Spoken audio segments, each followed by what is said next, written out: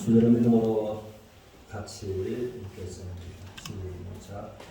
예루살렘의 고통이 나와는 관계가 없는가?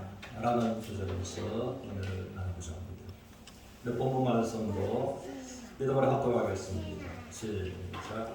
예루살렘이 환난과 유리하는 고통을 당하는 날에 옛날의 모든 즐거움을 기억하였으며 그의 백성이 대적의 손에 넘어졌으나 그를 돕는 자가 없었고 대적들은 그의 멸망을 비웃는도다.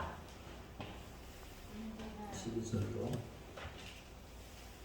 지나가는 모든 사람들이여 너희에게 관계가 없는가? 나의 고통과 같은 고통이 있는가? 볼지어다 여호와께서 그의 진노하신 날에 나를 괴롭게 하신 것이로다.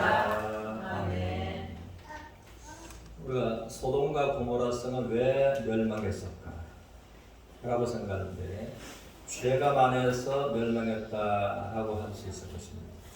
그러나 그 말씀이 틀린 것은 아니지만 거의 10명이 없어서 소돔과 고모라가 멸망했다라고 하는 것입니다. 또 죄를 말한다면 니느웨 성민들은 멸망을 받고 또 받았어야만 되는데, 그런데 하나님의 진노가 하나님의 긍휼로 바뀐 것이 니느웨 사람들 얘기였다는 것입니다. 그것은 요나의 순종과 전도를 통해서 그들이 회개하였기 때문이다라는 것입니다. 그러므로 우리가 이 나라를 또 메스컴을 통해서 우리가 듣는 대로 보는 대로 어두운 부분들이 너무나 많고 부패한 곳들이 너무나 많다는 것입니다. 그렇지만은 우리가 요나처럼 순종함으로 기도와 전도로 이 나라에 회개의 큰 운동이 일어나므로 하나님의 긍휼과 은혜가 함께하는 이 나라가 되는 것을 믿음으로 바라보고 나아가는 서로가 되시기를 주님 이름으로 축원합니다. 우리는 가슴에 전날에 세월호 사건으로 마음에 아픈 상처가 우리들의 마음에 있습니다. 그럼에도 불구하고 또 한령대라고 하는 이태원 사건, 어제까지 대통령이 이 애도의 일주일날을 온 나라가 슬픔에 또다시 잠겨 있다고 하는 것입니다. 그런데 보면은 정치인은 정치인 입장에서 이것을 말하고, 종교인은 종교 관점에서 말하고 하는 그것이 우리들의 마음을 더욱 슬프게 한다라고 하는 것입니다. 성경에도 보면은 2차 가해를 가한 사람들이 또 소개되고 있는 것을 보게 됩니다. 그래서 요한복음 9장 1, 2절의 말씀을 믿음을 같이 읽겠습니다. 시작. 예수께서 길을 가실 때 날 때부터 매인의 사람을 보신지라 제자들이 물어 이르되 자기여 이 사람이 매인으로 난 것이 누구의 죄로 인함이니까? 자기니까 그의 부모이니까. 그러므로 예수님의 공생기간에 이 땅에 계실 때 가다가 보니까 언제부터 소경된 자를 만난지가 날 때부터 소경된 자를 만난지라. 그때 제자들은 다른 사람도 아니고 예수님의 제자들, 수제자도 거기 있었고, 보면서 주님한테 여쭈는 것이, 주님이여 저 사람은 날 때부터 소경으로 출생했습니다. 그런데 소경으로 출생한 그것이 주님께 여쭈는데 부모의 죄로 인해서 소경으로 태어났습니다. 아니면 자신의 죄로 인해서 소경으로 출생했습니다. 그러므로 본인이 그 말을 들었을 때 소경으로 출생한 그것이 말할 수 없는 본인에게는 아픔과 상처와 슬픔이 됩니다. 저 사람들이 말하는 것이 내가 소경으로 출생한 것이 나의 부모의 죄 때문인가? 내 본인의 죄 때문인가? 라는 것을 질문하고 답을 듣기를 기다린다고 하는 것을 들었습니다.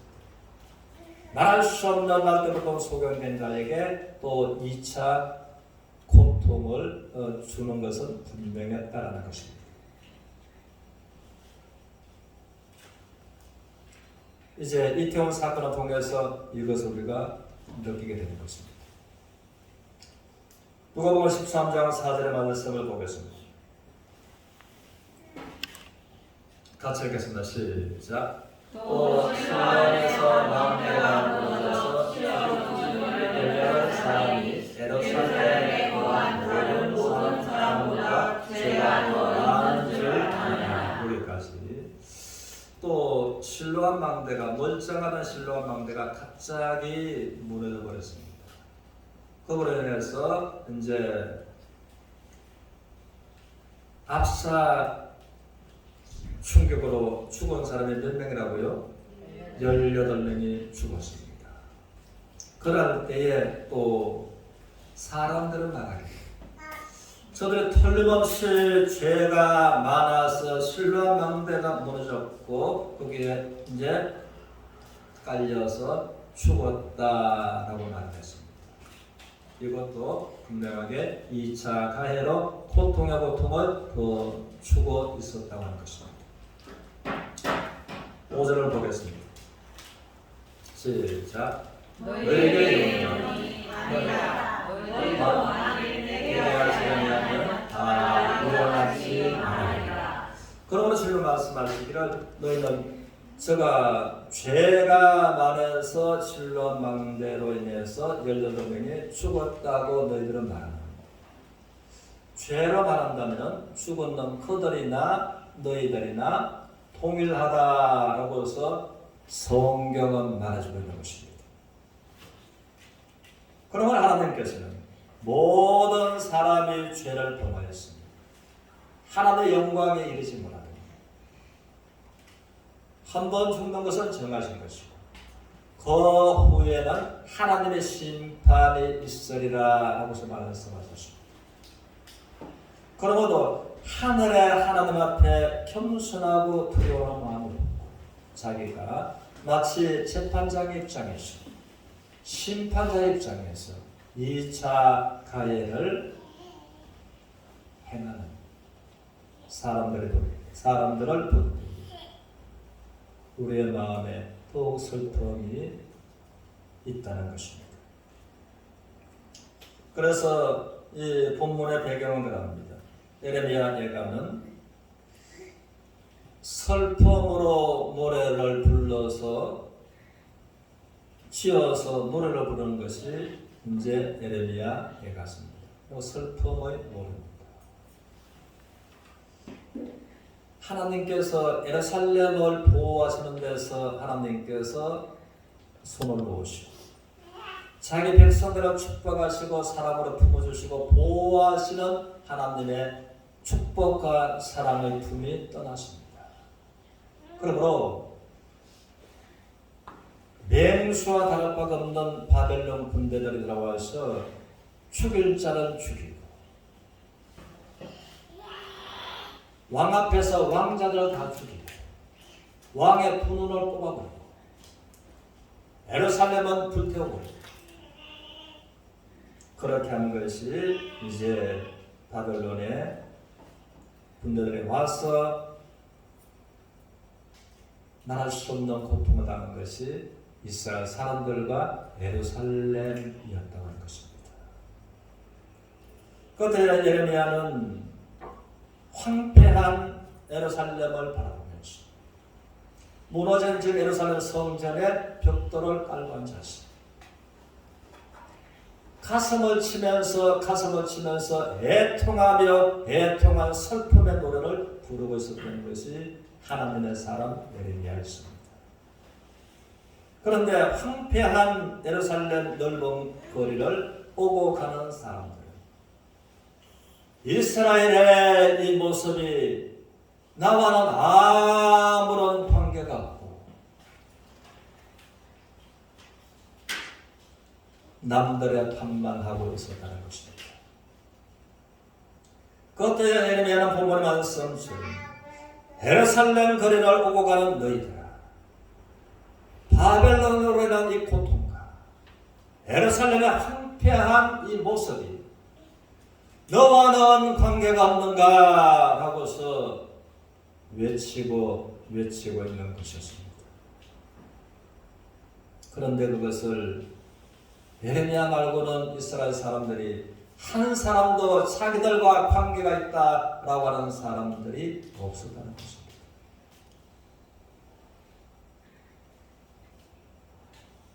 우리도 이런 슬픔을 보면서 나와는 관계없고 분석을 하고 누구의 책임이고 참으로 이스라엘 백성들처럼 심판자의 입장에서 생각하고 말하는 우리가 듣는 것이 그것입니다. 신문을 보는 것이 그렇습니다.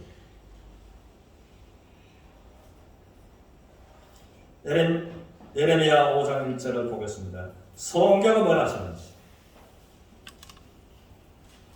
믿음으로 같이 읽겠습니다. 시작. 너희는 예루살렘 거리로 빨리 다니며 그 넓은 거리에서 찾아보고 알라. 너희가 만일 정의를 행하며 진리를 구하는 자를 한 사람이라도 찾으면 내가 이 성읍을 용서하리라. 그래서 예루살렘이 멸망을 당한 것은 그들의 죄로 말미암아 멸망을 당했습니다. 그러나 더 중요한 것은 결정적으로 무엇 때문에 예루살렘이 바벨론에 의해서 짓밟히고 황폐하게 버려졌다고. 무엇 때문에? 한 사람을 하나님이 찾으시다가 한 사람을 찾지 못하십니다. 정의를 구하고 진리의 길을 걸어가는 사람이 한 사람도 없었으므로 하나님께서 분노를 예루살렘에 쏟아부으셨다는 것입니다. 여기에는 예레미야 외에 한 사람도 없었다는 것입니다. 예레미야 외에. 그러므로 하나님께서는 말씀하시는 것이 바벨론의 소국이 되는 것, 예루살렘의 황폐하게 되어버린 것, 이것이 이스라엘 사람들에게 책임이 있다 하십니다, 없다 하십니다? 절대로 너와 관계가 있다라고서 하나님께서 말씀하시는 것입니다.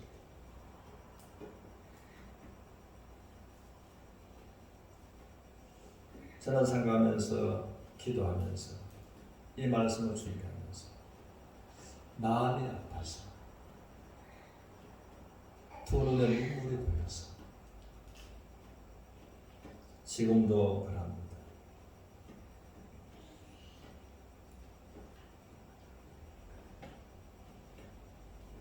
그에 관해서 할로윈 축제,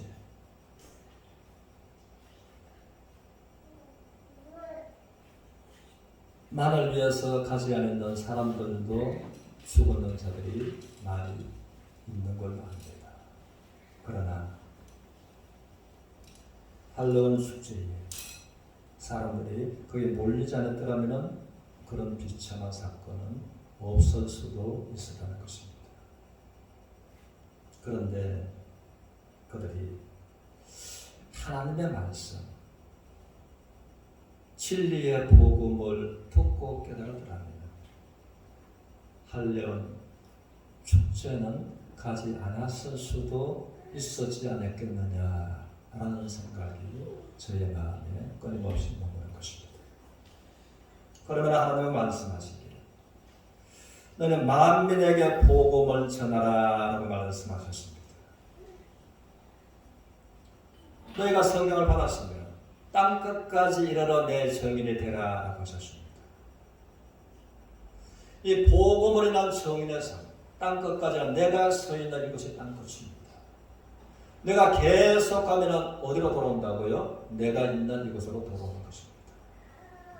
그래서 대한민국의 교회들이, 5만족의 교회들이 이 하나님의 지상명령, 땅끝까지 복음을 전하는 그 일에 순종하는 삶을 살았더라면 이 나라가 이렇지는 아니할 수 있을 것입니다. 그러므로 디모데후서 4장 2절을 우리 같이 보겠습니다. 4장 2절 없어요?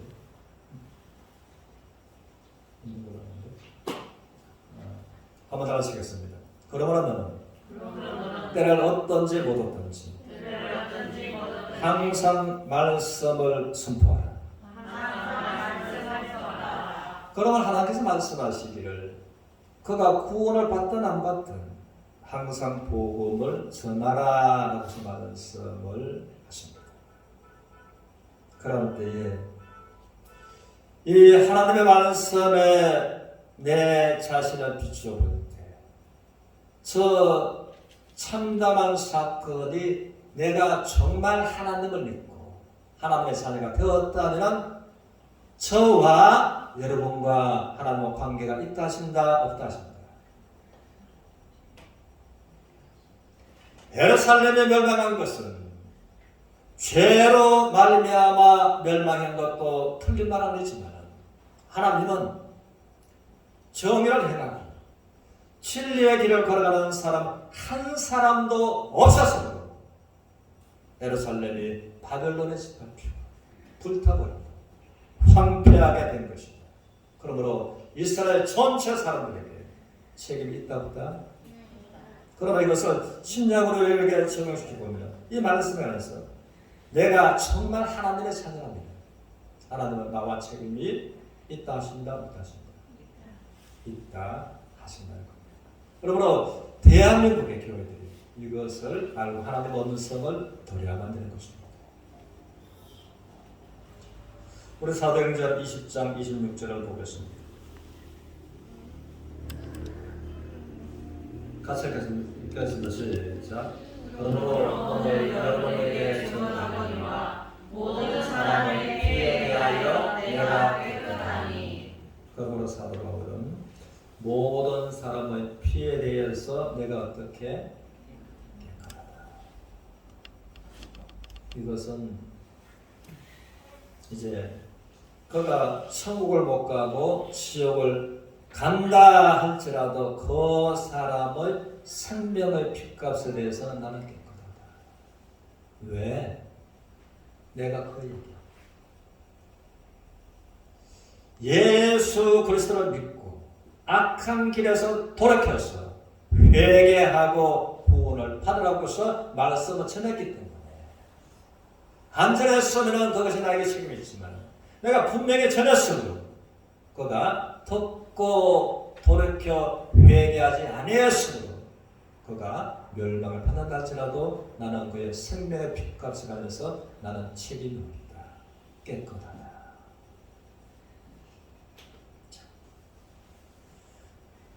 사도 바울은 이 말씀을 생각하면서 그렇게 에세겔을 생각합니다. 우리 에세겔에서 33장 4절 같이 읽겠습니다. 시작. 그들이 약한 세월을 겪고도 정신을 차리지 아니하므로 그 임하는 가라에 제거함을 당하며 그 피가 자기의 머리로 돌아갈 것이라. 여기까지 먼저 보고 무슨 말씀인가 하면은 하나님은 에스겔을 그 시대에 하나님의 선지자로 불러서 세우셨습니다. 내가 너를 불러서 세운 것은 이제 한 나라가 파수꾼을 세운 것과 같다. 그러나 파수꾼이 망대 높은 곳에서 이렇게 전방을 보다가 적군들이 쳐 들어오는 것을 보면서 칼을 들고 활을 가지고 창을 들고서 달려오는 적군들을 보고서 파수꾼이 망대에서 보고서 비상 나팔을 부는가 불지 않는가? 비상 나팔을 불었음에도 불구하고 이 민족이 이제 전쟁에 나가서 적군을 싸우지 않았으면은 네가 비상나팔을 불렀는데도 그랬다면은 그의 핏값을 너에게 묻지 않겠다. 그 말입니다. 5절도 같이 읽습니다. 시작. 그가 경고를 받고서 자기 생명을 도전하였을 것이나 나팔 소리를 듣고도 경고를 받지 아니하였으니 그 피가 자기에게로 돌아가리라. 그러므로 그 생명값이 죽었는 그에게 돌아가는 것이 있고 죽었는 그 생명 핏값이 파수꾼에게 돌아가는 것이 있다는 것입니다. 파수꾼이 그것을 보고서 이제 비상나팔을 불었는가 불지 않았는가에 관해서 그의 백성들의 이제 생명의 핏값을 묻겠다. 또 너에게는 책임은 없다. 한 것처럼 파수꾼을 세운 것처럼 내가 너를 세웠다. 라고 말씀하십니다. 그래서 이제 이 인간 세상에서는 많은 길이 있지만 하나님의 관점에서 볼 때 생명의 길과 사망의 길, 천국의 길과 지옥의 길, 하나님이 성경을 통해서 말씀하시는 두 길이 있는 것입니다. 그래서 신명기서를 통해서는 너와 너의 자녀가 살기 위해서 생명의 길을 선택하고 하나님의恩寵과 복을 받기 위해서 복의 길을 선택하라. 그래서 생명과 사망, 축복과 저주의 길이 있으므로 너는 생명과 축복의 길을 선택하고 라고서 말씀하셨습니다. 그래서 신약으로 옮기면은 이제 천국과 지옥의 길, 하나님의 축복과 축복이 아닌 길이 있다는 것입니다. 그런데 그가 스스로 선택할 수 없는 것입니다. 누군가가 그것을 말해줘야 되는 것입니다. 누군가가 말해주는 그것을 신약으로 옮기면 그것이 전도인 것입니다. 네가 네 옆에 있는 사람들에게 전도했는데도 그가 뉘우쳐 회개하지 아니했으면 너에게는 책임이 없고 너희 옆집의 사람, 사랑하는 가족들에게 네가 전도하지 않아서 하나님의 사랑을 받지 못하고 멸망의 지옥으로 간다면 그의 생명의 핏값을 반드시 내가 너에게 물으리라 라는 것입니다. 그래서 사도 바울은 에스겔서의 말씀을 생각하면서 모든 사람의 피에 대해서 나는 깨끗하다라고 한 것입니다. 그런데 이스라엘 백성들은 보면은 이사야가 그러고 있었지만은 듣지 않았습니다.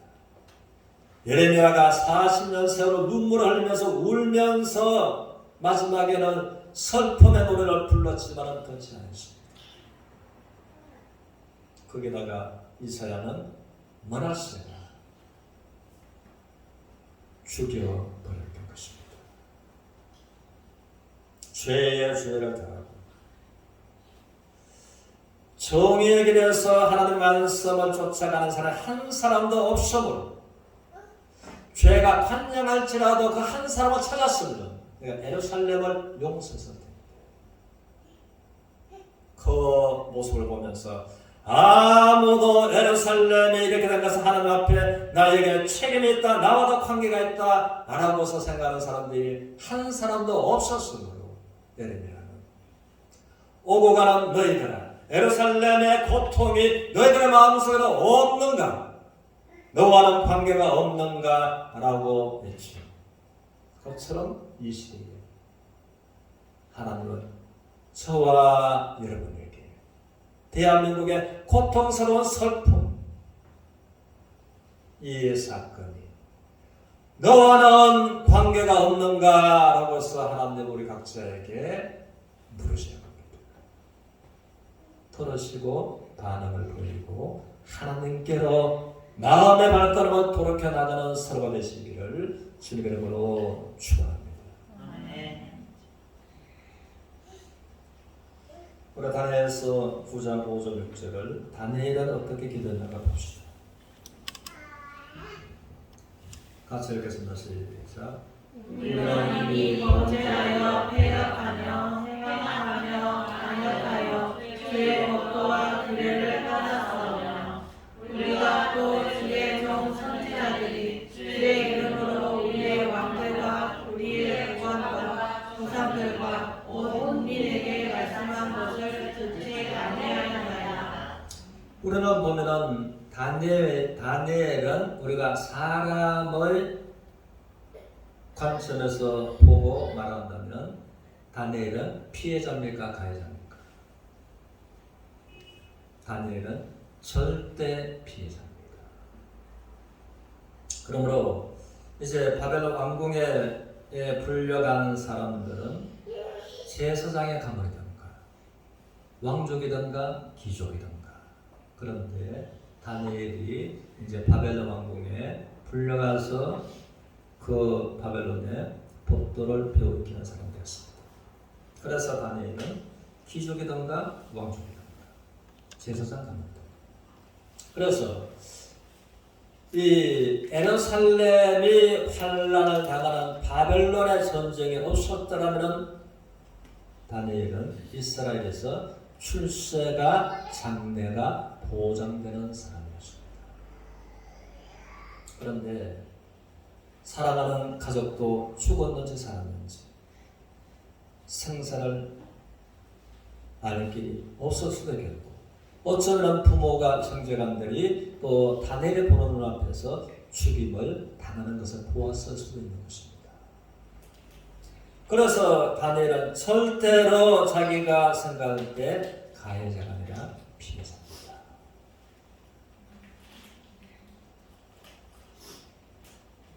인생의 선조들을 원망할 수 있는 절대적인 피해자입니다.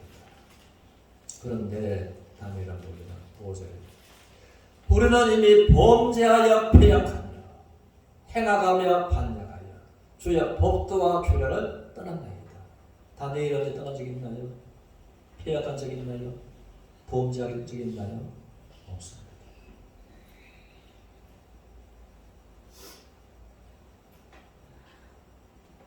그리고 다니엘이 언제 선지자들의 말을 듣지 않고 강박해서 거역했던 때가 있나요?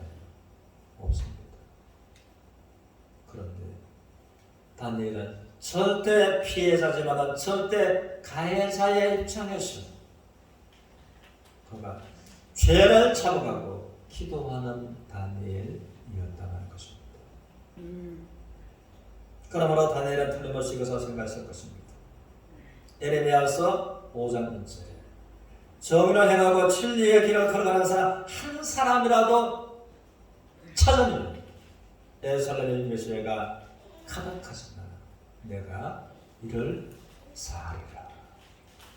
그걸 알았으므로 다니엘은 이제 절대 피해자가 절대 가해자 입장에서 죄를 차고가고 기도하는 거였습니다.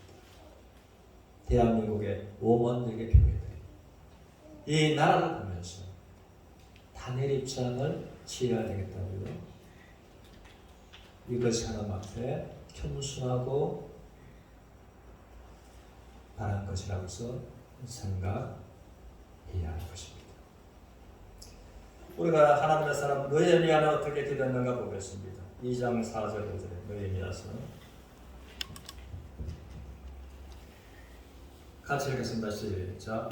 왕이 내게 이르시되 그러면 내가 무엇을 원하느냐 하시기로 내가 곧 하늘의 하나님께 묵도하고 왕에게 하오되 왕이 만일 좋게 여기시고 종이 왕의 목전에서 은혜를 얻었사오며 나를 유다 땅 나의 조상들의 묘실이 있는 성읍에 보내어 그 성읍을 건축하게 하소서 하였는데. 제 말씀은 참 좋은데 한 가지는 그만 속에 성경구절에 잘못 보내줍니다. 느헤미야도 나와 나의 아버지의 집이 범죄하였나이다. 그렇게 느헤미야가 이제 기도했습니다. 다니엘처럼 똑같이 느헤미야도 절대 자기가 사람을 생각을 하면 절대 피해자지 절대 가해자가 아닙니다.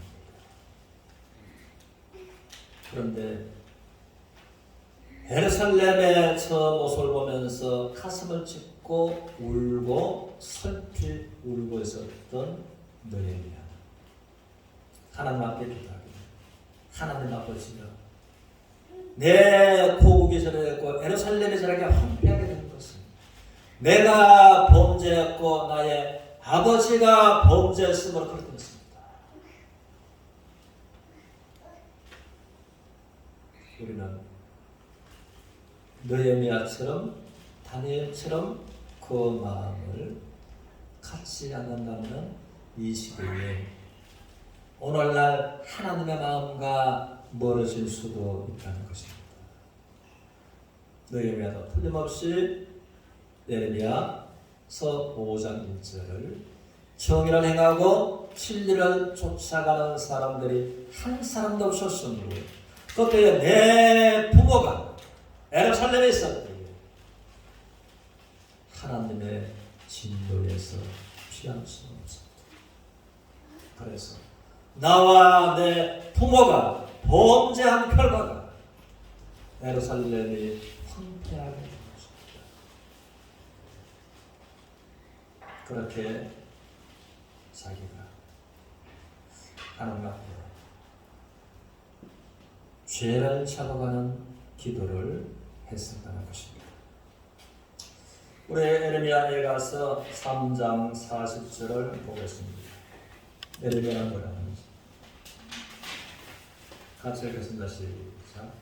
우리가 스스로 우리의 행위를 조사하고 여호와께로 돌아가자. 우리의 마음과 손을 아울러 하늘에 계신 하나님께 감사. 그러므로 예레미야는 울면서 외쳤습니다.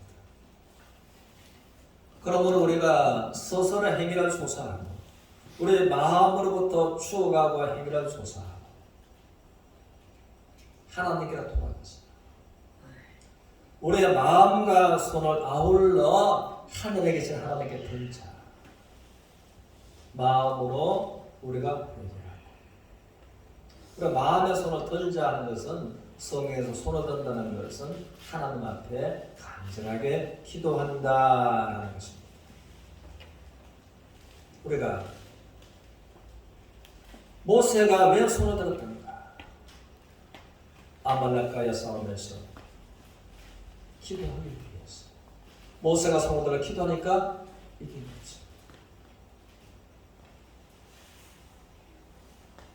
그러므로 이 시대에도 동일하게 하나님은 말씀하십니다.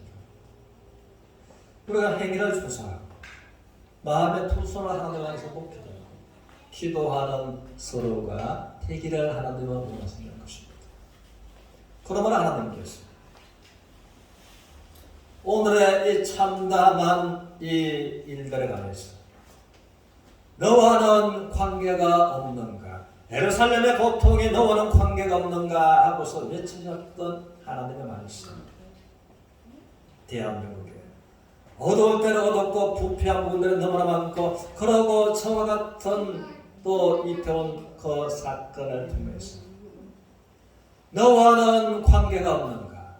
라고서 하나님은 우리에게 말씀하고 계시는 겁니다. 그래서 우리가 하나님 앞에 합당한 반응을 보이면서 우리가 다니엘처럼 느헤미야처럼 너와는 관계가 없는가? 하나님 아버지여, 저와 관계가 있고 저의 아비의 집과 관계가 있습니다. 그리고 기도하고 회개한 거죠. 합당한 반응을 보이면서 요나처럼 순종함으로 어두움과 부패한 것이 많지만 요나처럼 순종하고 기도하고 전도하고 하나님의 긍휼이 니느웨에 있었던 것처럼 하나님의 긍휼과 은혜가 머물러 있는 것을 믿음으로 바라보고 나아가는 서로가 되시기를 주님의 이름으로 축원합니다. 아멘. 우리 찬송가